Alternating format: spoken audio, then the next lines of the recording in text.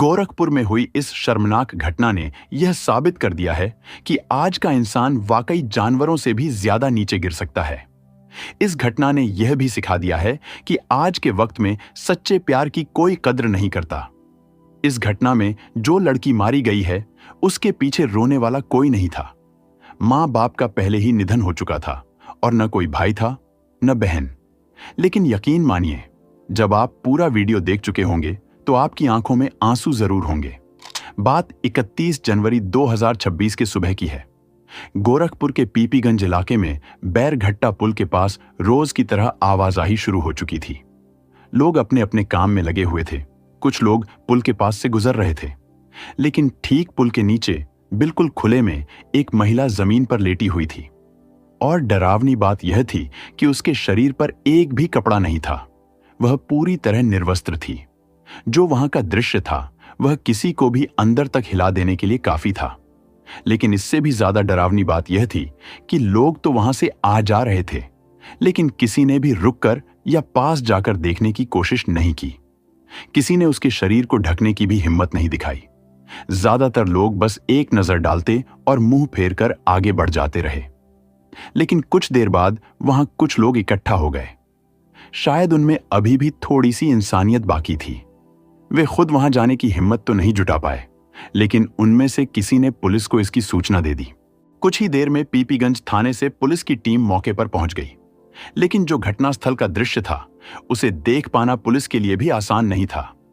पहली नजर में ही साफ लग रहा था कि महिला वहां खुद आकर नहीं लेटी थी, बल्कि उसे बेरहमी से मारकर जानबूझकर इस हालत में यहां फेंका गया था।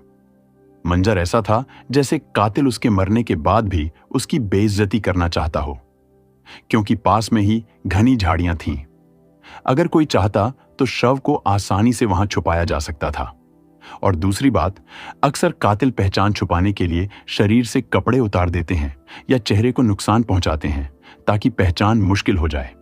लेकिन यहां मामला अलग था। शरीर पर एक भी कपड़ा नहीं था, फिर भी पहचान छुपाने के लिए शरीर के किसी हिस्से को पूरी तरह बिगाड़ा नहीं गया था। हां, शरीर पर चोट के कई निशान साफ दिखाई दे रहे थे, जिससे इतना तो तय था कि महिला को मारने से पहले बुरी तरह पीटा गया था। जब पुलिस ने बारीकी से मौके की जांच शुरू की तो एक और अहम बात सामने आई।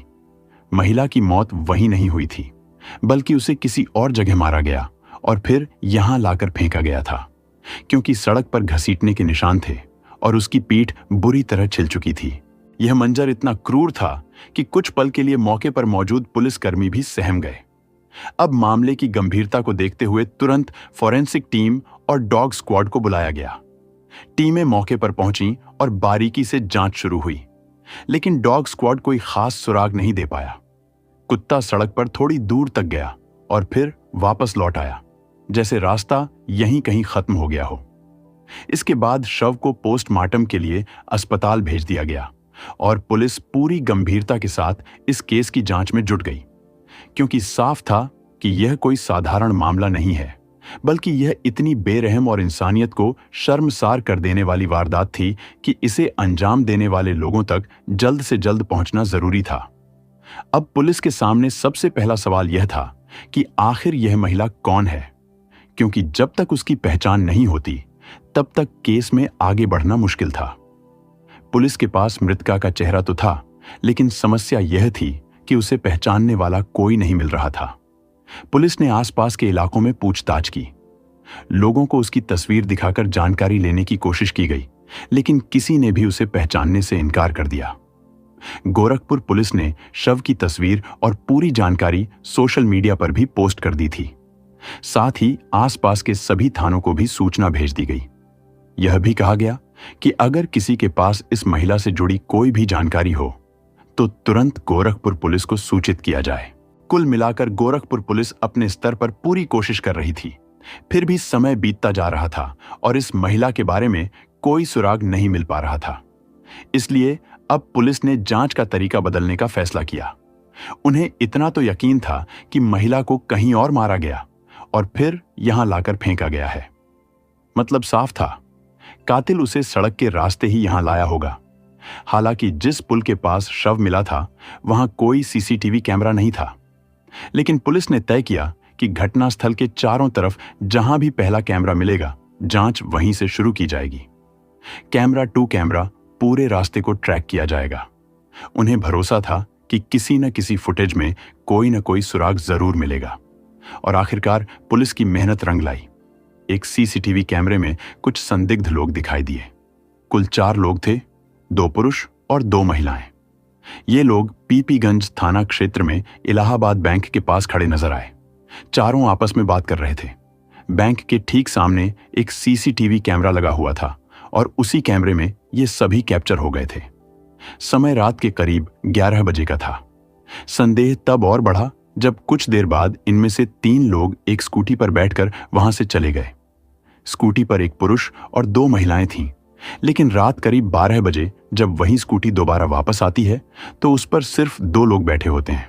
हालांकि फुटेज बहुत साफ नहीं था, चेहरे भी क्लियर दिखाई नहीं दे रहे थे, लेकिन एक बात तय थी, यहां कुछ न कुछ गड़बड़ जरूर है।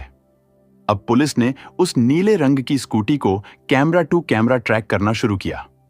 काफी देर तक फुटेज खंगाले गए, एक एक कैमरे को देखा गया और आखिरकार एक सीसीटीवी में स्कूटी का नंबर साफ दिखाई दे गया और यहीं से जांच सीधे आगे बढ़ गई। अब स्कूटी के नंबर के आधार पर उसके मालिक की तलाश शुरू हुई। ज्यादा देर नहीं लगी और मालिक का पता भी चल गया। स्कूटी का मालिक कोई दूर का व्यक्ति नहीं था, बल्कि पीपीगंज थाना क्षेत्र के तिघरा टोला का ही रहने वाला था और उसका नाम रामविलास साहनी था। रामविलास साहनी रेलवे से रिटायर्ड कर्मचारी थे। पुलिस तुरंत उसके घर पहुंची और उससे पूछताछ की गई। रामविलास ने बताया कि साहब, स्कूटी तो हमारी ही है, लेकिन इसे मेरे दामाद लेकर गए हैं।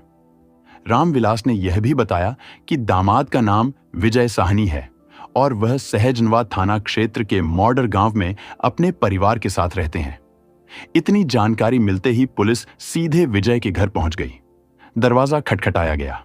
कुछ देर बाद एक महिला बाहर आई। उसका नाम था संध्या साहनी। पुलिस ने उससे पूछा कि क्या विजय साहनी यहीं रहते हैं, तो संध्या ने बताया, हां, विजय उसका पति है और अभी घर के अंदर ही सो रहा है। पुलिस वालों ने उसे विजय को बाहर बुलाने को कहा और कुछ ही देर बाद विजय घर से बाहर आया। जैसे ही वह बाहर आया, पुलिस ने उसे तुरंत हिरासत में ले लिया। उसे थाने लाया गया और पूछताछ शुरू हुई। शुरुआत में वह इधर उधर की बातें करता रहा, सवालों से बचने की कोशिश करता रहा, लेकिन ज्यादा देर तक वह टिक नहीं पाया। उसकी हिम्मत टूट गई और आखिरकार कुछ ही देर में उसने अपना गुनाह कबूल कर लिया। पूछताछ में जो कहानी सामने आई वह इतनी निर्मम थी कि सुनने वालों के रोंगटे खड़े हो जाएं। मौके पर मौजूद पुलिसकर्मियों के चेहरे तक बदल गए थे। कुछ देर के लिए कमरे में सन्नाटा छा गया था, क्योंकि यह सिर्फ एक हत्या नहीं थी, यह इंसानियत को हिला देने वाली ऐसी साजिश थी जिसने हर किसी को अंदर तक झकझोर दिया। जिस महिला की हत्या हुई थी उसका नाम प्रिया शेट्टी था और प्रिया मुंबई की रहने वाली थी। लेकिन इस बर्बर घटना को सही से समझने के लिए हमें कुछ साल पीछे जाना होगा। बात करीब 14 साल पहले की है। तब प्रिया की उम्र लगभग 20 साल के आसपास थी। प्रिया किसी अमीर घर से नहीं थी। उसका परिवार बेहद गरीब था। वह अपने माँ बाप की इकलौती संतान थी। पिता मेहनत मजदूरी करके घर चलाते थे। कुल मिलाकर घर की हालत ऐसी थी कि हर दिन संघर्ष में ही गुजरता था। प्रिया जितनी खूबसूरत थी, उससे कहीं ज्यादा सीधी और मेहनती थी। उसका एक ही सपना था, किसी तरह पढ़ लिख कर अपने पैरों पर खड़ी हो सके, ताकि आगे चलकर अपने माँ बाप का सहारा बन सके। अब बात आती है जुलाई 2012 की। प्रिया ने 12वीं पास कर ली थी और वह आगे भी पढ़ना चाहती थी, लेकिन घर की हालत इजाजत नहीं दे रहे थे। इसलिए उसने तय किया कि वह पार्ट टाइम नौकरी करेगी, ताकि पढ़ाई भी चलती रहे और घर में मदद भी हो सके। इसी तलाश में एक दिन उसने अखबार में पार्ट टाइम जॉब की एक वैकेंसी देखी। उसने दिए गए नंबर पर फोन किया। बात हुई, उसे इंटरव्यू के लिए बुलाया गया। प्रिया वहां गई और इंटरव्यू में सेलेक्ट भी हो गई। लेकिन उसे क्या पता था कि आगे चलकर यही नौकरी उसकी जिंदगी की सबसे बड़ी गलती बन जाएगी और उसे अपने जीवन से भी हाथ धोना पड़ेगा, क्योंकि जिस व्यक्ति के पास प्रिया नौकरी के इंटरव्यू के लिए गई थी वह कोई और नहीं बल्कि यही विजय साहनी था, जिसने 14 साल बाद अपनी पत्नी और ससुर के साथ मिलकर प्रिया की निर्मम हत्या कर दी है। दरअसल उस समय विजय मुंबई में एक इंश्योरेंस एजेंट था। पार्ट टाइम नौकरी का जो विज्ञापन अखबार में छपा था वह उसी ने दिया था। काम आसान था, जो भी ग्राहक लाएगा और उस ग्राहक की पॉलिसी होगी तो मिलने वाले कमीशन में ग्राहक लाने वाले को भी हिस्सा मिलेगा। फिलहाल प्रिया को वैसी ही नौकरी मिल गई जैसी वह ढूंढ रही थी। उसने मेहनत से काम किया, कई पॉलिसियां करवाईं, कमाई भी होने लगी। अब आगे होता यह है कि उस समय प्रिया की उम्र करीब 20 साल थी और विजय की 22 से 23 साल। यह उम्र का वही पड़ाव होता है जहां भावनाएं बहुत तेजी से गहरी होने लगती हैं और अगर संभल कर न चला जाए तो वही भावनाएं जिंदगी बदल भी देती हैं। काम के सिलसिले में दोनों की फोन पर बातें होने लगीं, मिलना जुलना भी होने लगा। लेकिन इसी बीच प्रिया की मां का निधन हो गया और कुछ ही समय बाद उसके पिता भी चल बसे। अब प्रिया बिल्कुल अकेली रह गई थी और एक दिन विजय संवेदना जताने प्रिया के घर पहुंचा और उसी दिन के बाद दोनों के बीच एक अलग ही जुड़ाव बनने लगा। धीरे धीरे यह जुड़ाव प्यार में बदल गया और फिर एक दिन दोनों ने मिलकर मंदिर में शादी कर ली। शादी के बाद विजय प्रिया के साथ ही रहने लगा। शुरुआत में सब ठीक चल रहा था। करीब 1 साल तक दोनों साथ रहे और इसी दौरान उनके घर एक बेटे का जन्म भी हुआ। प्रिया को लगा अब जिंदगी पटरी पर आ गई है। भले ही उसकी जिंदगी में अब तक संघर्ष था, लेकिन अब वह काफी अच्छा महसूस कर रही थी। उसकी इस खुशी की उम्र शायद इतनी ही थी, क्योंकि साल 2014 के आसपास एक दिन विजय ने किसी काम का बहाना बनाया और गोरखपुर चला आया। उसने कहा था कि काम निपटाकर जल्द ही वापस लौट आएगा, लेकिन वह गया और फिर कभी मुंबई लौटकर नहीं आया। प्रिया के लिए यह बहुत बड़ा झटका था। उसे विजय का गोरखपुर वाला पता तक नहीं मालूम था और न ही वहां का कोई संपर्क नंबर था। उधर विजय ने अपना नंबर भी बंद कर लिया था। प्रिया उस इंश्योरेंस कंपनी भी गई जहां विजय काम करता था, लेकिन वहां से भी कोई पक्की जानकारी नहीं मिली। फिर भी प्रिया ने हिम्मत नहीं हारी। उसने तय किया कि वह विजय का इंतजार करेगी। शायद एक दिन वह वापस आ जाए। और इसी इंतजार में वह खुद मेहनत करने लगी और अपने बेटे की परवरिश अकेले करने लगी। और साल ऐसे ही गुजरते गए, लेकिन विजय कभी वापस नहीं आया, क्योंकि इस बीच विजय गोरखपुर में नई जिंदगी शुरू कर चुका था। उसने संध्या नाम की लड़की से शादी कर ली थी और आराम से गोरखपुर में उसके साथ रहने लगा। संध्या से भी उसे 2 बच्चे हुए। यानी एक तरफ मुंबई में प्रिया अपने बेटे के साथ उसका इंतजार कर रही थी और दूसरी तरफ विजय गोरखपुर में नई शादी करके नई जिंदगी के मजे ले रहा था। अगर कहानी यहीं तक रहती तो भी एक तरह से ठीक ही था, क्योंकि प्रिया किसी तरह अपनी जिंदगी जी ही रही थी और अपने बच्चे की परवरिश भी कर रही थी। लेकिन इस दरिंदे ने आगे जो किया वह बेहद शर्म की बात है। हुआ यह कि साल 2023 में विजय फिर से अपनी बीवी और बच्चों को लेकर मुंबई पहुंचा। इस बार वह किसी दूसरे इलाके में रहने लगा और उसे ठीक ठाक नौकरी भी मिल गई थी। सब कुछ अब भी ठीक ही था, लेकिन नवंबर 2025 में कुछ ऐसा हुआ जिसे शायद नहीं होना चाहिए था। दरअसल विजय फेसबुक चला रहा था, तभी उसके सामने एक रील आई। रील में एक महिला थी, बहुत खूबसूरत, आत्मविश्वास से भरी हुई। वह उसकी खूबसूरती देखकर रुक गया। कुछ सेकंड बाद उसे जैसे झटका लगा, क्योंकि वह महिला कोई और नहीं बल्कि प्रिया थी। उसे यकीन ही नहीं हुआ कि प्रिया इतनी बदल सकती है, वह इतनी भी खूबसूरत लग सकती है। यह वही प्रिया थी जिसे इसने करीब 14 साल पहले मुंबई में अपने छोटे से बच्चे के साथ अकेला छोड़कर चला गया था, जिसे उसने दर दर की ठोकरें खाने के लिए छोड़ दिया था, जिसका हाल जानने के लिए वह कभी पलटकर नहीं आया। लेकिन अब रील में दिख रही प्रिया को देखकर उसके मन में कुछ और ही चलने लगा। सच यह था कि उसे अब प्रिया की खूबसूरती संध्या से भी ज्यादा आकर्षित करने लगी थी। यहीं उसने एक फैसला लिया जो बिल्कुल गलत था। उसने प्रिया को मैसेज भेज दिया। इधर उस समय भी प्रिया की जिंदगी आसान नहीं थी। वह अब भी संघर्ष ही कर रही थी। मुंबई में एक ब्यूटी पार्लर में काम करती थी, साथ ही फेसबुक पर रील बनाती थी ताकि किसी तरह घर का खर्च चल सके और अपने बच्चे की अच्छे से परवरिश कर सके। खैर, वह अपने बच्चे की अच्छे से परवरिश भी कर रही थी, लेकिन एक चीज अब भी नहीं बदली थी। वह अब भी विजय का इंतजार कर रही थी। उसे लगता था कि एक दिन वह लौटेगा और सब ठीक हो जाएगा। और फिर उस दिन वह मैसेज आ गया। जब प्रिया ने विजय का मैसेज देखा और जिस प्रोफाइल से मैसेज आया था उसका नाम और फोटो देखा तो उसकी खुशी का ठिकाना नहीं रहा। उसने बिना देर किए मैसेज का जवाब दिया और फिर से दोनों के बीच बात होने लगी। सालों बाद दोनों दोबारा मिले भी, लेकिन यहां भी विजय ने एक और गलती की। उसने प्रिया को संध्या से अपनी शादी के बारे में कुछ भी नहीं बताया। इतना ही नहीं, इस बार उसने संध्या और संध्या के बच्चों को उनके हाल पर छोड़ दिया और अब प्रिया के साथ रहने लगा। इधर जब महीने बीत गए और विजय घर नहीं आया, न ही उसने फोन किया, तो संध्या को चिंता होने लगी। आखिरकार उसने इस बात की शिकायत पुलिस में कर दी और जब पुलिस वालों ने छानबीन की तो विजय को प्रिया के साथ बरामद कर लिया गया। और यहीं से पहली बार विजय की सच्चाई संध्या और प्रिया दोनों के सामने आ गई और यहीं से घर में कलह शुरू हो गई, क्योंकि प्रिया को अपने बेटे के लिए नाम और हक चाहिए था, जबकि संध्या को यह बात मंजूर नहीं थी। इसी बात को लेकर झगड़े इतने बढ़ गए कि विजय के लिए यह सब झेल पाना मुश्किल होने लगा। हालांकि इस बात के लिए जिम्मेदार भी वही था। सबसे पहले उसे प्रिया को धोखा देकर संध्या से शादी करनी ही नहीं चाहिए थी, और जब शादी कर ही ली थी और 14 साल बीत चुके थे, प्रिया भी किसी तरह अपनी जिंदगी जी रही थी, तो उसे दोबारा प्रिया से संपर्क नहीं करना था।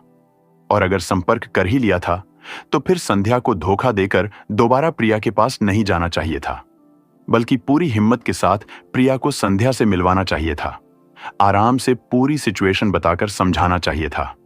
लेकिन दुख की बात है कि उसने ऐसा कुछ भी नहीं किया जिससे हालात सही किए जा सकते थे। आप इस बारे में क्या कहेंगे? अपनी राय कमेंट में जरूर लिखिए। खैर, जो भी था, लेकिन तनाव लगातार बढ़ता गया। हालात इतने बिगड़ गए कि आखिरकार संध्या ने अपने पिता को फोन किया और उन्हें सब कुछ बता दिया। फिर तय हुआ कि अब सब लोग गोरखपुर आ जाएं। वहीं बैठकर जो भी फैसला होगा आमने सामने बात करके कर लिया जाएगा। लेकिन सच यह था कि संध्या के फोन करने के बाद ही अंदर एक खतरनाक फैसला लिया जा चुका था कि प्रिया को रास्ते से हटाना ही सबसे आसान तरीका है।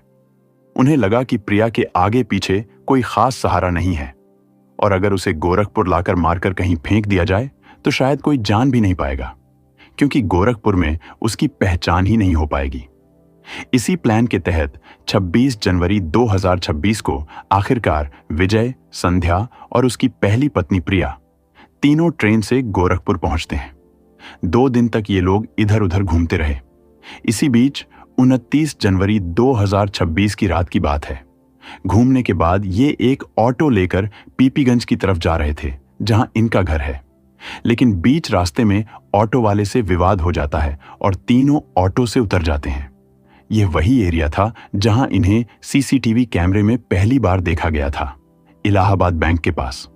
हालांकि ऑटो से उतरना अचानक नहीं था, यह एक तय प्लान के अनुसार ही था, क्योंकि विजय, संध्या और संध्या के पिता ने पहले ही तय कर लिया था कि अगर समाज में बदनामी से बचना है तो प्रिया को रास्ते से हटाना ही होगा। वैसे भी प्रिया के आगे पीछे कोई नहीं था। माँ बाप की पहले ही मौत हो चुकी थी, कोई भाई बहन भी नहीं थे और उसका बेटा अभी छोटा था, करीब 14 साल का। वह कोई पैरवी कर नहीं पाएगा। इसलिए इन लोगों ने प्रिया को रास्ते से हटाने का प्लान उसी दिन बना लिया था जब 26 तारीख को मुंबई से गोरखपुर के लिए निकले थे। इसी वजह से गोरखपुर आकर 2 दिन तक उसे इधर उधर घुमाते रहे, क्योंकि उन्हें वारदात को अंजाम देने की सही जगह नहीं मिल रही थी। उधर प्रिया इन सब बातों से अनजान थी। उसे लग रहा था कि अब सब कुछ ठीक हो चुका है। शायद विजय, संध्या और उसके बीच मेलजोल बढ़ाने के लिए उन्हें साथ साथ घुमा रहा है। प्लानिंग के मुताबिक उस बैंक के पास उतरने के बाद विजय ने अपने ससुर को फोन किया और उनसे स्कूटी मंगवाई। स्कूटी मिलते ही विजय, संध्या और प्रिया तीनों उसी पर बैठकर आगे निकल गए। बाहर से देखने पर सब कुछ सामान्य लग रहा था। वैसे उस दिन विजय इन्हें अपने घर ले जाने की बात कहकर ही साथ लाया था, इसलिए प्रिया को भी किसी तरह का शक नहीं हुआ। लेकिन जैसे ही वे लोग उस पुल के पास पहुंचे और विजय ने एक सुनसान जगह देखी, उसने अचानक स्कूटी रोक दी और इसके बाद जो हुआ वह बेहद खौफनाक था। विजय और संध्या दोनों ने मिलकर प्रिया का मुंह दबा दिया और कुछ ही पलों में उसकी हत्या कर दी। हद तो तब हो गई जब मौत हो जाने के बाद भी संध्या का गुस्सा शांत नहीं हुआ। उसने अपनी सारी भड़ास उस बेचारी के शव पर निकाली। वहीं पड़े एक डंडे से उसने शव पर जमकर वार किए, मानो उसके अंदर की सारी नफरत अब भी खत्म न हुई हो। इसके बाद पहचान छुपाने के लिए उन्होंने उसके कपड़े उतार दिए और चेहरे को भी बिगाड़ने की कोशिश की ताकि कोई उसे पहचान न सके। हालांकि डर, घबराहट या जल्दबाजी की वजह से वे चेहरा पूरी तरह बिगाड़ नहीं पाए। फिर दोनों ने मिलकर शव को घसीटकर झाड़ियों के अंदर ले जाने की कोशिश की, लेकिन एक तो वजन ज्यादा था और सिर्फ शरीर का नहीं बल्कि उस जघन्य अपराध का बोझ भी उनके हाथों पर चढ़ चुका था। ऊपर से वे बुरी तरह घबरा चुके थे। हालात ऐसे हो गए कि वे शव को झाड़ियों तक भी नहीं ले जा सके और उसे वहीं खुले में छोड़कर मौके से फरार हो गए। इतना ही नहीं, विजय ने खुद को पहचान से बचाने के लिए अपने सिर के बाल और दाढ़ी तक मुंडवा ली थी ताकि अगर कोई उसे देख भी ले तो पहचान न सके। लेकिन कहते हैं ना, अपराध कितना भी शातिर तरीके से क्यों न किया जाए, सच ज्यादा देर तक छुप नहीं पाता। इनके सारे मंसूबों पर तब पानी फिर गया जब गोरखपुर पुलिस ने अपनी कड़ी मेहनत और निष्ठा से इस ब्लाइंड केस को महज 4 दिनों के भीतर ही खोलकर रख दिया। जांच आगे बढ़ी, सबूत जुड़े और आखिरकार तीनों आरोपियों को गिरफ्तार कर जेल भेज दिया गया। फिलहाल प्रिया के बेटे को मुंबई से लाकर उसका डीएनए सैंपल भी लिया जा चुका है ताकि आगे की कानूनी प्रक्रिया में उसे उसका हक दिलाया जा सके और इस पूरी घटना का सच अदालत के सामने पूरी मजबूती से रखा जा सके। आज प्रिया इस दुनिया में नहीं है, लेकिन पीछे एक बेटा है जिसके लिए उसकी मां ही उसकी पूरी दुनिया थी। अब वह बच्चा जिंदगी भर यह सवाल लेकर जिएगा कि उसकी मां का कसूर क्या था। और उधर संध्या के भी 3 मासूम बच्चे हैं। हो सकता है आज उन्हें कुछ समझ न आ रहा हो, लेकिन जब वे बड़े होंगे और सच जानेंगे तो शायद वे भी अपने मां बाप के फैसलों का बोझ पूरी जिंदगी ढोने को मजबूर होंगे, क्योंकि अपराध सिर्फ एक इंसान को नहीं मारता, वह आने वाली पीढ़ियों तक जख्म छोड़ जाता है। यह कहानी हमें सिर्फ डराती ही नहीं है, बल्कि यह सोचने पर भी मजबूर करती है कि रिश्तों में झूठ, धोखा और स्वार्थ किसी एक इंसान को नहीं, पूरे परिवार को बर्बाद कर देते हैं। उम्मीद है प्रिया को न्याय जरूर मिलेगा और समाज भी यह सीखेगा कि भरोसा तोड़ना और किसी की भावनाओं से खेलना कभी भी सही अंत तक नहीं पहुंचता। इस पूरे मामले पर आप भी अपनी राय जरूर दीजिए। क्या आज के दौर में सच्चे प्यार और विश्वास की कीमत वाकई इतनी ही दर्दनाक होती है? कमेंट में लिखकर जरूर बताएं। जय हिंद।